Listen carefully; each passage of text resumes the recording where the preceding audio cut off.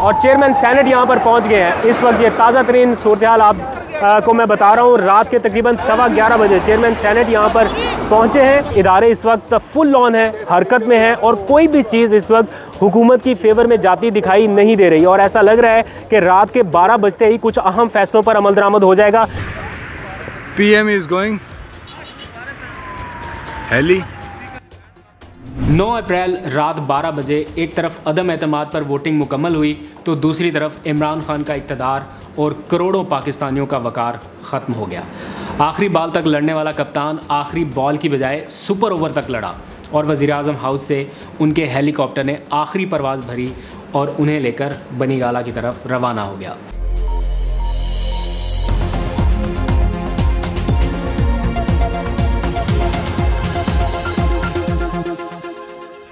बिस्मिल्लाहिर्रहमानिर्रहीम, अस्सलाम वालेकुम। पाकिस्तान और दुनिया भर में देखने और सुनने वालों को अब्दुल कादिर का सलाम। 9 अप्रैल 2022 आज से ठीक 1 साल पहले और एन इन्हीं लम्हात में वज़ीर आज़म इमरान खान के इक़्तिदार की वो आखिरी रात जब पूरा पाकिस्तान नहीं सो सका। इमरान खान की हुकूमत 3 साल और 8 महीने के बाद हटा दी गई, बरतरफ कर दी गई। रोंगटे खड़े कर देने वाले मनाजर और मोहल्लाती साजिशों से भरपूर उन लम्हात को मैंने बहुत करीब से देखा। रात 9:20 से 11:50 के दौरान पाकिस्तान की सियासत का नक्शा बदल रहा था। रजीम चेंज ऑपरेशन बिल्कुल अपने इख्तितामी मराहल में था और क्या क्या कुछ उस वक्त रेड जोन में हो रहा था, ग्राउंड ज़ीरो पे क्या डेवलपमेंट्स थी, ये सारा कुछ अपनी आंखों से देखा। इसलिए ये स्पेशल व्लॉग रिकॉर्ड कर रहा हूँ ताकि आज की सूरत हाल आपके सामने रख सकूँ। मामूल के मुताबिक उस दिन भी मेरी ड्यूटी वज़ीर-ए-आज़म हाउस की कवरेज पर थी और मैं एक एक लम्हे में होने वाली वीवीआईपी मूवमेंट्स को देख रहा था। दिन के उजाले में रावलपिंडी की सिमत से कुछ हेलीकॉप्टर्स आ रहे थे, वो प्राइम मिनिस्टर हाउस में लैंड कर रहे थे। फिर रात की तारीकी में वज़ीर-ए-आज़म हाउस से परवाज़ भरने वाला आखिरी हेलीकॉप्टर भी हमने विटनेस किया, जो बनीगाला की जानिब जिसने परवाज़ भरी, और ये सब कुछ अपनी आंखों के सामने होते देखा। मेरे साथ कुछ और सहाफ़ी दोस्त भी थे और हम चूँकि टीवी चैनल के ऊपर रिपोर्ट कर रहे थे, बिना रुके एक एक मोमेंट रिपोर्ट हो रहा था और पूरा जो पाकिस्तान था वो मीडिया के ऊपर नज़रें लगाए बैठा था कि क्या हो रहा है। 9 अप्रैल की शाम 3:20 पर इमरान खान की ज़ेर सदारत वफाकी काबीना का एक अहम और गैर मामूली इजलास हुआ। ये इमरान खान के इक़्तिदार का सेकंड लास्ट इजलास था काबीना का। 3:20 का वक्त है। वफाकी काबीना का अहम और हंगामी इजलास इस वक्त वज़ीर-ए-आज़म की ज़ेर सदारत जारी है। उससे पहले इमरान खान कुछ ताकतवर शख्सियात से रब्ता कर चुके थे और कुछ से मुलाकात कर चुके थे और इन मुलाकातों और रब्तों के बाद वो ये सोच रहे थे कि उनकी हुकूमत महफूज है और वो लास्ट बॉल तक जाएंगे। और अपने कुछ साथियों को भी उन्होंने ग्रीन सिग्नल्स दे रखे थे कि हम महफूज हैं। ये सूरत हाल तकरीबन शाम 7 बजे तक जारी रही कि सबको ये लग रहा था कि किसी हद तक मामलात कंट्रोल में हैं। अहम शख्सियात की वज़ीर-ए-आज़म हाउस आमद का और रवानगी का सिलसिला जारी है और चेयरमैन सेनेट यहाँ पर पहुँच गए हैं। इस वक्त ये ताज़ा तरीन सूरत हाल आपको मैं बता रहा हूँ। लेकिन जैसे जैसे ये वक्त गुजर रहा था, वज़ीर-ए-आज़म हाउस के अतराफ़ में गैर मामूली नकलो हरकत देखने में आ रही थी, इजाफा हो रहा था उसमें। एक तरफ वज़ीर-ए-आज़म हाउस में हंगामी मुलाकातें चल रही थी, कभी रावलपिंडी से कुछ ताकतवर शख्सियात आ रही हैं मुलाकातें करने, कभी हुकूमत के वज़रा आ रहे हैं जा रहे हैं, कैबिनेट मीटिंग्स चल रही हैं, स्पीकर डिप्टी स्पीकर और बहुत कुछ हो रहा था। और इसके साथ साथ ये राब्ते सिर्फ पाकिस्तान में ही नहीं जारी थे बल्कि पाकिस्तान से बाहर जो इंटरनेशनल इस्टेब्लिशमेंट हैं या कुछ गैर मुल्की शख्सियात हैं उनके साथ भी वज़ीर-ए-आज़म हाउस से राब्ते जारी थे और उन्हें भी इस सूरत हाल से आगाह किया जा रहा था। जो इमरान खान जिनको अपना कुछ जिनसे ताल्लुकात बेहतर बनाने में कामयाब हुए थे अपने दौर में, उनसे इमरान खान साहब ये चीज़ें डिस्कस कर रहे थे और ये सारी टाइमलाइन के बारे में उनसे मुशावरत का सिलसिला भी जारी था या उन्हें बताया भी जा रहा था कि ये सूरत हाल यहाँ पे पाकिस्तान में बन रही है।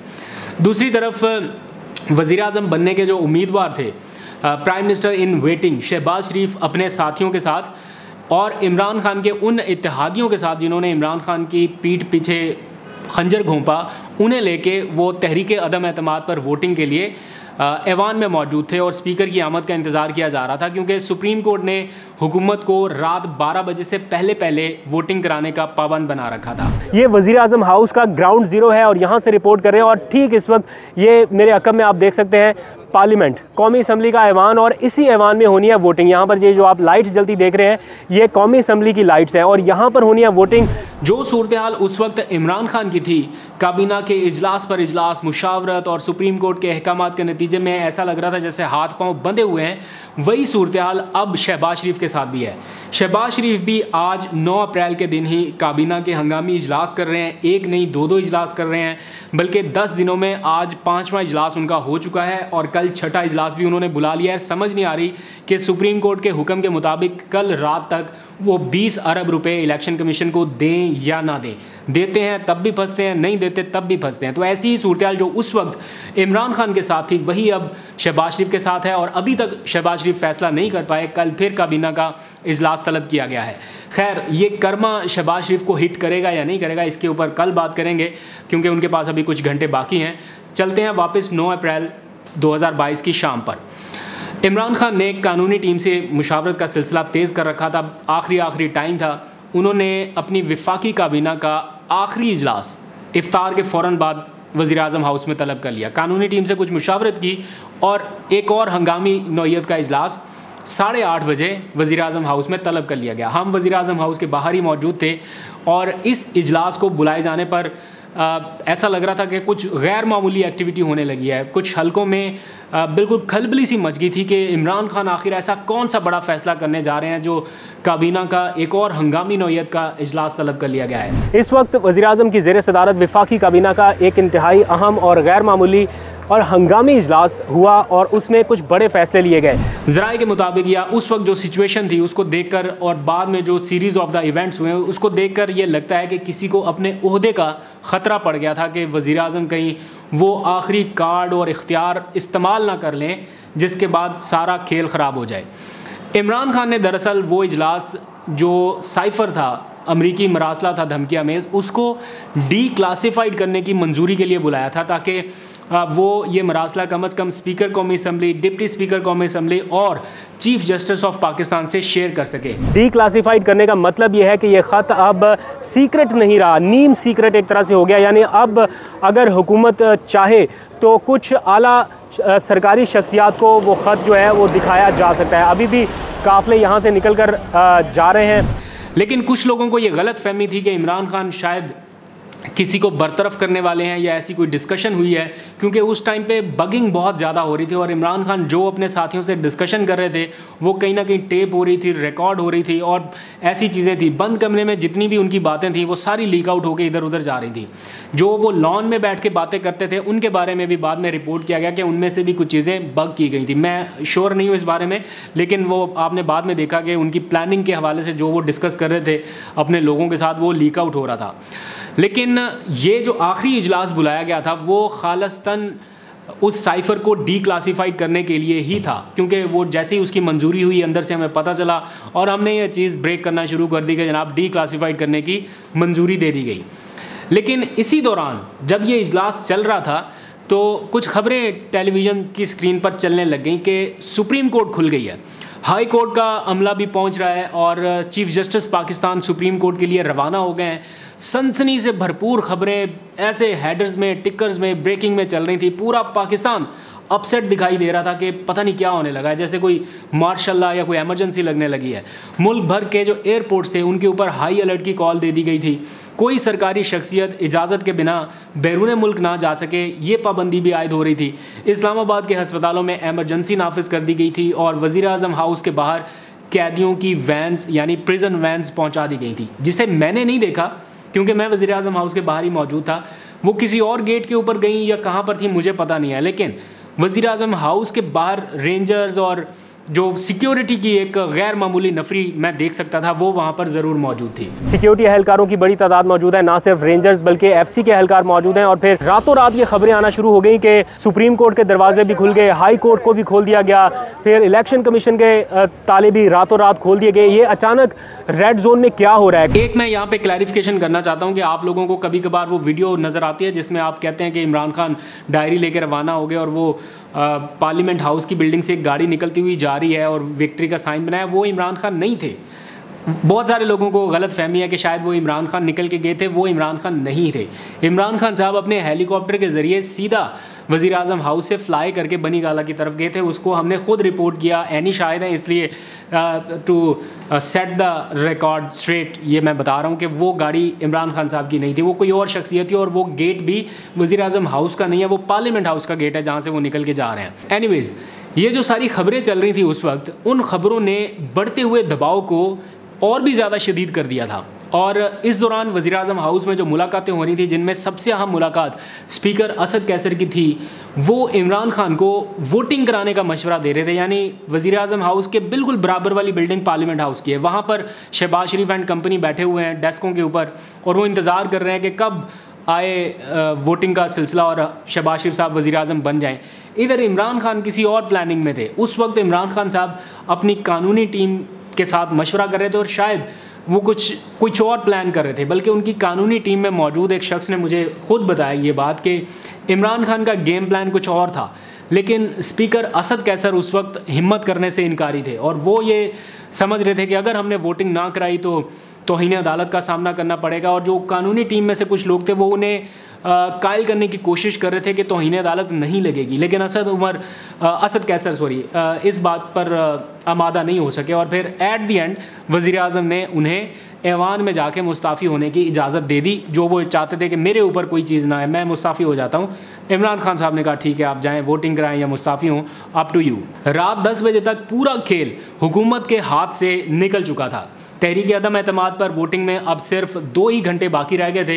12 बजे से पहले ये अमल कंप्लीट करना था, और इमरान खान ने इस मौके पर अपनी सियासी मुलाकातें ख़त्म कर दी थी। आखिरी जो कैबिनेट मीटिंग थी वो भी ख़त्म हो गई। उनके साथी कुछ लोग थे वो भी वज़ीर आज़म हाउस से रवाना होने लग गए, और आखिर में चंद सहाफ़ी वहाँ पर रह गए जिनको इमरान खान ने मुलाकात के लिए बुलाया था। उनमें शहीद अरशद शरीफ थे, साबिर शाकिर, इमरान रियाज खान, फरीहा इदरीस, जमील फ़ारूकी और एक आध शायद कोई और साफ़ी था। जमील फ़ारूकी बताते हैं कि मुझे अंदाज़ा नहीं था कि इस मुलाकात के दौरान ही इमरान खान के इक़्तिदार का तख्ता उलट जाएगा। वो कहते हैं कि ख़ुद मैंने वज़ीर आज़म को थोड़ा गूम की कैफियत में देखा ज़रूर, लेकिन वो उस वक्त भी पूरे एतमाद दिखाई दे रहे थे कि हालात इस कदर नहीं बिगड़ेंगे, शायद आखिरी मोमेंट पे कोई सिचुएशन कंट्रोल हो जाएगी। उन्होंने कहा कि मैंने सवाल किया कि आप जनरल बाजवा को हटाकर नया चीफ लाना चाहते थे, क्या इस वजह से ये सारी सूरत हाल यहाँ तक पहुँची? तो जवाबन वज़ीर आज़म मुस्कुराए और कहा कि वज़ीर आज़म हूँ, अगर ऐसा करना हुआ तो ये मेरी सवाबदीद होगी, लेकिन इस वक्त तक ऐसा कुछ नहीं सोचा। फिर ताल्लुकात में इस हद तक बिगाड़ क्यों आया कि इक़्तिदार ही ख़त्म हो जाए, ये सवालात भी उनसे हुए। तो उस पर वज़ीर आज़म इमरान खान ने मुस्कुरा कर कहा, जो बड़ा अहम उनका जवाब था, कि मेरा एब्सोल्युटली नॉट बोलना शायद टर्निंग पॉइंट था। इस बात का इमरान खान को भी एहसास है कि उन्होंने जो एब्सोल्युटली नॉट बोला, शायद उस वजह से उनकी हुकूमत ख़त्म हुई। वो टर्निंग पॉइंट था उनकी हुकूमत का। 9 अप्रैल रात 12 बजे एक तरफ अदम एतमाद पर वोटिंग मुकम्मल हुई, तो दूसरी तरफ इमरान खान का इक़्तिदार और करोड़ों पाकिस्तानियों का वक़ार ख़त्म हो गया। आखिरी बॉल तक लड़ने वाला कप्तान आखिरी बॉल की बजाय सुपर ओवर तक लड़ा, और वज़ीर आज़म हाउस से उनके हेलीकॉप्टर ने आखिरी परवाज़ भरी और उन्हें लेकर बनी गाला की तरफ रवाना हो गया। मैं ये मनाज़र रिकॉर्ड कर रहा था, ख़ुद वहाँ पर मौजूद था, और बज़ाहिर अपने जज्बात, अपने एहसासात कंट्रोल करने की कोशिश में था, लेकिन आवाज़ भर्रा रही थी, ज़्यादा रिकॉर्ड नहीं कर सका, और फिर मैंने वहाँ पर रिकॉर्डिंग रोक दी।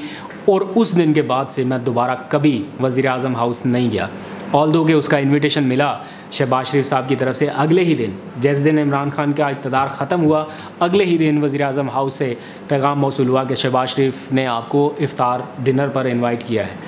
लेकिन मैंने उस दिन से ये फ़ैसला किया था कि वज़ीर आज़म हाउस की कवरेज की बजाय मैं कवर करूँगा तो इमरान खान की जद्दोजहद को कवर करूँगा। देखूँगा कि ये अवाम में जाके अपना नैरेटिव किस तरह से लेके जाते हैं, और तब से अब तक पूरा 1 साल हो गया इसी चीज़ को कवर कर रहा है। और उसके बाद मैं अपने घर के लिए रवाना हुआ, तो रास्ते में बहुत सारे लोगों के फ़ोन कॉल्स आए। शायद आप में से कुछ लोग हों जिन्होंने फ़ोन किया हो, वो अभी भी सुन रहे हो, और उनकी रोती हुई आवाज़ें ऐसे जैसे हिचकी बन गई हो ना, बिल्कुल वैसी आवाज़ें थी। और वो हमसे ये पूछ रहे थे, मेरे से ये पूछ रहे थे कि तुमने कहा था कि वज़ीर आज़म घर नहीं जाएगा, वज़ीर आज़म नहीं जाएगा घर, और वज़ीर आज़म तो चला गया। और ये कहते हुए लोग रो रहे थे।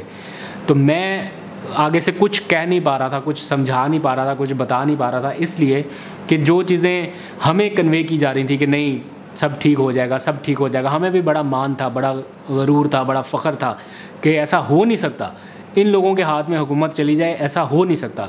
हमें भी बड़ा वो उस वक्त ये बताया गया था, लेकिन वैसा हुआ।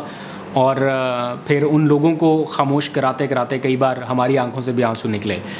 बहुत कुछ और है आपको बताने के लिए, समझाने के लिए, लेकिन वो फिर कभी के लिए रख लेते हैं, क्योंकि तारीख़ अपने आप को बार बार दोहराएगी और बार बार कई मौके आएंगे जब ये चीज़ें डिस्कस करनी होंगी। सारा कुछ अभी नहीं बताते, कुछ चीज़ें बाद के लिए भी रखते हैं। थोड़ी देर पहले इमरान खान ने अपने कौम से ख़िताब में उन सारी चीज़ों को रिकॉल करते हुए बताया है कि हुकूमत जाने से पहले मिडल ईस्ट के एक सरबरा से उनकी मुलाकात हुई, तो उस सरबरा ने उन्हें बताया कि तुम्हारा आर्मी चीफ़ तुमसे खुश नहीं है, वो तुम्हें हटाने का मंसूबा बना रहा है। तो इमरान खान कहते हैं कि मैं तो समझ रहा था कि हम सब एक पेज पर हैं, ऐसे नहीं हो सकता। मैंने उन्हें भी कहा कि हम सेम पेज पर हैं और ऐसी कोई सूरत हाल नहीं है, लेकिन हुकूमत जाने के बाद जब रिवर्स इंजीनियरिंग की तो फिर मालूम हुआ कि मुझे धोखे और लाल बत्तियों के पीछे लगा कर रखा गया।